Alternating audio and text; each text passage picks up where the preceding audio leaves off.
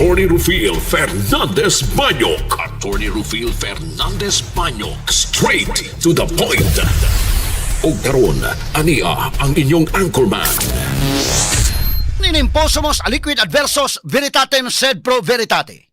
Wa kitay mahimo aron sa pagpakigbatok sa kamatuoran, kundili aron sa pagdapig sa kamatuoran. Straight to the point. Luzon, Visayas ug Mindanao, Pilipinas ug sa katawhan kutob sa mabot sa tong Sibya sa tibuok kalibutan via internet. Maayong buntag ug kumusta live gikan sa Queen City of the South, Cebu City, Philippines. Welcome nining atong tulumanon ug inyong tulumanon. Straight to the point. Kininig po niyo boss nga lagad sa kahanginan sa kasamang Rufil Fernandez Banyok. Mao'y padayang makiguban kaninyo nining laing adlaw sa atong pagpakigbisog. Adlaw karon mahigalang Huwebes Pizza 16 na buwan sa Hulyo tuiga 2026. Straight to the point. Sa gihapon natagantag pagtagad ang mga issues nga may labot ng lungsod. Nagbagang mga expose, naguna mga reports. Dinhila man gihapon mga higala sa atong pagaban-uban nining atong tulumanon ug inyong tulumanon. Straight to the point. Nagunas to may skutanan karon nga buntaga mga higala. Kadtong ex-convict nga nang lugo sa usa ka cashier og imnanan ipadakop gyud ni Cebu City Mayor Nestor Archival. Straight to the point. Amo na sakto mga higala ha. Kay kinini ang mayor ka sa usa ka lugar. Do naman kay dako gyud nga role diha. Kay ikaw may amahan sa usa ka lungsod, ikaw may amahan sa usa ka syudad. Kung gusto ka nga kinini ang magmalinawon ang usa ka syudad, dako kay role ang mayor, labi na do na goy intelligence fund ng mayor Inday naagoy confidential funds ng mayor. So, palihog ko no, Mayor Archival, no? Kay lisod basag kayo og way hustisya nga makuha ining usa ka cashier. Nga nanginabuhi rin taon may gala sa patas nga pagpanginabuhi. Patas nga pagpanginabuhi. Ang iyang bana makigalaan mo yung nagtrabaho sa adlaw, sa the same nga establishment, ini kagabi sa may mo duty mahigala, sildado sa iyang amo nga may mubantay sa tindahan. Ang problema, pag abot mahigala sa alas 2 sa kadlawon nga manirado na siya sa tindahan, niabot kining adik-adik mga kaigalaan nga usa ka ex-convict og dayon mi-rape ni ining maong babae. Straight to the point. Nanawagan og hustisya kining mga babae mga sukid tig paminaw. I hope kini karong statement ni Mayor Nestor Archival makahatag ni og dugang mga higala nga kadasig sa atong kapulisan sa pag double time sa pag sulbad ining maong krimen.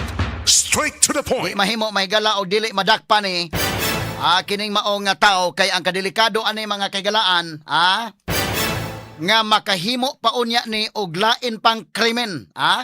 Straight to the point. Pila pa man ka mga babae ang mabiktima ani. Mao na mga sugid tig paminaw nga kinahanglang masilutan ni, mapriso ni, makabayad mga higala sa iyang krimen nga gihimo. Ikaduha mga kagalaan, mas safety ang publiko labi pa mga kababayan nga delikado kayo mahigala makasugat ining maong tao. Straight to the point. Katalig pagtagad rubutaga mga kaigalan sa atong pagaban-uban usab nining atong tulumanon ug inyong tulumanon. Straight to the Now, point. kung mauna na ang gibuhian nga statement karon ni Cebu City Mayor Nestor Archival, kumusta kahapon mga higala si Mayor Samsam Gulyas dito sa Dakbayan sa Talisay? Straight to the point. Labot mga higala sa usa ka babae nga gichap-chap. Gilabay mga higala diha ra daplin sa kalsada. Straight to the point. Katalig pagtagad ron, I hope mahigala si Mayor Samsam Gulyas muhimo sad mahigala og pagpalihok sa kapulisan labot ani. Kay dili mahimo mahigalang krimen na sa syudad. Gilabay das daplins kalsada, wa naman ang gigani mga kaigalan mangita og hilit-hilit nga lugar. Diha gyud mahigalas daplins kalsadas kansuhong. Unsa man ang klasiha sa insulto sa atong kapulisan og insulto mahigala sa atong mga leaders des Dakbayan sa Talisay. Nga kining atong katawhan, duna mahigalay katungod nga magpuyo og usa ka katilingban nga malinaon. Straight to the point. I hope ang ato mahigalang mayor sa Talisay og ang atong kapulisan sa Talisay mulihok sab aron pagsulbad ining maong krimen. Straight to the point. Labi na mga higala in taon kining pamilya, ako mang naistorya mga sukid dig paminaw, katong anak taon nga nangita sa ilang inahan. Straight to the Nga point. nahimong caregiver diri sa Dakbayan sa Sugbo or des Dakbayan sa Talisay. Doon na gid ito mahigalay license gid to inday ken nga caregiver. So nanarbaho sa patas nga panarbaho diri mahigala sa Dakbayan sa Talisay. Nanarbaho gyapon sa patas nga panarbaho. Unya kalit lang nga nawa ang angman og way hustisya lang mo gawas. Straight to the point. Kung moingon ta mahigala nga ni layas lang ni ngadtog laing amo or baka ni kuyog og kisay gikuyugan, ang iyang mga anak di sa gid mahimo og dili mahibaw ani inday ken. Kay kining maong inahan, naanad kini nga kada adlaw, muchat ngadto sa iyang mga anak. Ang mga anak mo'y nangita karon kay wa na gyud taon. Sukad adtong July 4, wa na maka-chat, wa na maka-text ang ilang inahan. Straight to the Sa point. dihang ilang gipangita sa amo, asa na mahigalang ilang inahan, daw di man cooperative inday ken. Straight to the point. Ato ni hatagag pagtagad rubutaga, sa atong pagban-uban usab ning atong tulumanon inyong tulumanon. Straight to the point. Ni Kugi mga higala og pablater, pero sa diha nga dunay nakit-an mga higala nga ulo sa usa ka babae, wa gyud makaako sa pagtan-aw kung mao ba kana ang ilang mao ba kana ang ilang caregiver. Straight to the point. Normal bago na inday ken kung nangita kag tinuod ka nangita, kung tinuod ka nangita, sama ining mga anak nga gikan pa sa Sambuanga nangita sa lang inahan. Pagkakita may gala dunay ulo diha nga putol, giadto gyud sa punerarya gitan-aw gyud. Gumikan sa pangitag pamaagi o makit-an lang ilang inahan, patay man kun buhi. Bisan pa man og manghinaot ka nga buhi, pero wa naman gyud maka-chat. Mao na nga nangita gyud sila. Pero kini karong nga maong amo nga kini ni ang kunuhay mga kaigalaan nagpablater, unya karon dunay report gipadtuan na to ni kasamang Jane Gallardo, ni kasamang Paul Lauro, si Idol Tweety nga atong gi-deploy dito mahigalas Talisay.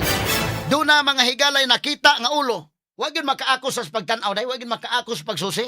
Straight to the point. Labi na nga kanang maong nakita nga ulo naara mga higala sa pikas nga kalsada. Straight to the point. Naara sa pikas nga kalsada. Tagantanig pagtagad rubutaga sa atong pagban-uban nining atong tulumanon inyong tulumanon. Straight to the point. Samtang sa lain nga bahin sa mahigala katong lalaki nga napusilan patay sa usa ka operasyon sa barangay Pulang Bato kagahapon, nalambigit day matud pa sa insidente sa Rintangay kun rent sangla og usa sa mga suspects pagdagit sa usa ka negosyante sa may barangay Banilad nga nakuhaan sa CCTV camera. Straight to the point. Ato sa pagtagad rubutaga sa atong pagban-uban nining atong tulumanon ug inyong tulumanon. Straight to the point. Samtang sa lain bahin Sugbo nagpabiling luwas matud pa gikan sa African Swine Fever kun ASF. Subay sa gipatuman nga hugot nga biosecurity measures aron kapugnan ang virus nga makahulga sa hog industry sa Sugbo. Straight to the point. Sa kauluhan o ubang bahin sa nasod, ang prosekusyon may galas sa nagpadayon nga impeachment trial batok ni Vice President Sara Duterte. Straight to the point. Na-insister nga buksan ang bank og tax records ni Vice Presidente Sara Duterte atol sa nagpadayon nga impeachment trial. Mao ni mahigalay dunay oral arguments kagapon nga pabuksan yod, paablihan yod. Apan ang tubag sa depensa fishing expedition, ang tuyo sa prosecution gawas nga kalapasan kini sa balaod, kalapasan sa due process sa Vice Presidente. Straight to the point. Fishing expedition gumikan mahigala kay kining record sa BIR, record sa bangko o guban pa mga kagalaan, i-appeal mga higala kadtong sa una pa nga dili pa impeachable official si Vice President Sara Duterte. Straight to the point. Nga kung duna kay reklamo sa usa ka impeachable official sa iya ng pagka-Vice Presidente, sukad sa 2022 mao na imong ipasupina day. 2022 sa iyang panahon nga siya impeachable official. I-appeal man tanan mahigala gikan pa sa pagka-Vice Mayor, pagka-Mayor ug guban pa. Mao na nga duna mahigalay objection gikan sa depensa. Pero gumikan kay agi man ni mahigalag voting ug akong i-forecast ni mga kaigalaan matuman ang unsay gusto sa prosecution inday ken. Ako lang ning forecast sa mahimog mahitabo mahimog dili, pero ning voting ani lupig mahigala sa voting ang minority ini. Straight to the Ang point. majority mahigala mao daghang boto. Kay kana mahigalang voting sa mga motions kinahanglan man na simple majority ang votes. Lahi ang sa conviction, kasi conviction man 2/3 man. Ang 2/3 sa 24 is 16. Pero karon mga higala sa pikas nga bahin, matod pang Alan Peter Cayetano, giusa-usa na gyud sila.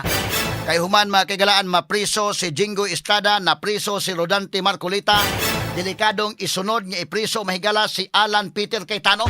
Straight to the point. Doon na mga higalay matod pa pag-utingkay, panahon sa SEA Games nga siya mga higala maoy isaligan atong SEA Games, Mana ni Sultis Cayetano kagahapon, unsa man gyud ang tuyo ni ani? Straight to the Si point. NBI Director Matibag mga higala maoy mususin ini. Kay si Matibag mga kigalaan nang hulga na karon, samtang siya i-present maoy last witness sa prosecution karong adlawng Martes. Straight to the point. Siya mo'y last witness sa Article 4 sa impeachment mahigalang batok ni Vice Presidente Sara Duterte. Straight to the point. Human may withdraw ang prosecution sa ilang uban pang mga witnesses, di na nila ipadayon. Wadto na sa salain nga articles of impeachment. Si Matibag ang last witness nila mga higala. Straight to the point. So samtang mga kaigalaan nga si Matibag questionon karong Martes kay butang siya isa lang siya sa witness stand. Ni una-una nagpanghulga si Matibag mga higala. Nang hulga na og task force mususis pagamit sa pundo matod pa sa ASEAN Games sa 2019. Straight to the point. Ang target mahigala si Alan Peter Cayetano. Straight to the Ang point. kuyaw ini mga kagalag pasakaan po si Cayetano og plunder ndekin. Ni Matibag kontak mahigala si Remulla sa ombudsman. Delikado nga sunod mapriso mga kahigalaan si Alan Peter Cayetano. Straight to the point. Mahurot mga higala ang mga senador sa minority. Wa gabae. Mana nga iyan ang gipaunhan kagapon nga gusto gyud nila minghot doon, Straight to the Katarik point. pagdagad butaga mga sukit tig paminaw sa atong pagbanuban usab dining atong tulumanon ug inyong tulumanon. Straight to the So point. malagmit mahurot ning minority, pero ang buto nga gikinahanglan 16 votes gihapon. Unsa o man na? Makonbikto ba si Sara ni ini mahigala or dili, Pero ikonbikto gyud Sara o banan sa mga pressures, pwede rin na siguro manghigala ilang himuon. Apan ang katawhang Pilipino nagtan-aw man o panalitan ang pagkakonbikto, siguro alang nga ang pagkakonbikto, kumbinsido ang mga tao nga angay konbiktohon. Pinagi sa mga ebidensya kay kung dili kumbinsido ang mga tao, delikado ang simpatiya unya mga higala ngadto sa mga Duterte sa dani. Straight to the So point. mahimo nga kung makonbikto si Sara di na gyud sa kadagan. Pero mahimo mahigala nga dunay laing Duterte nga maoy mahimong makadagan og dunay simpatiya unya sa publiko. Straight to the point. Muna nga ang wa nimo damha nga mahimong presidente, delikado pa hinuog may mahimong presidente.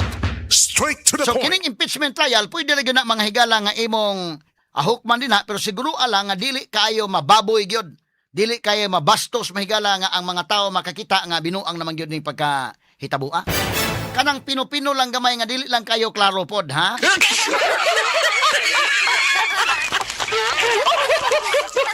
Tuloy agi katawa-katawa mga sukit di paminaw kay kining impeachment trial di man lang mga higala ang mga senador may judges ani. Ang katawhang Pilipino nagtan-aw man, apil man mahigala nga mohukom unya. Kinig abot sa panahon.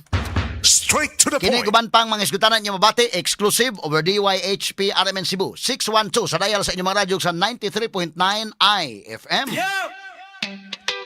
Sugbo! Sa buntag, sugod na ang programa.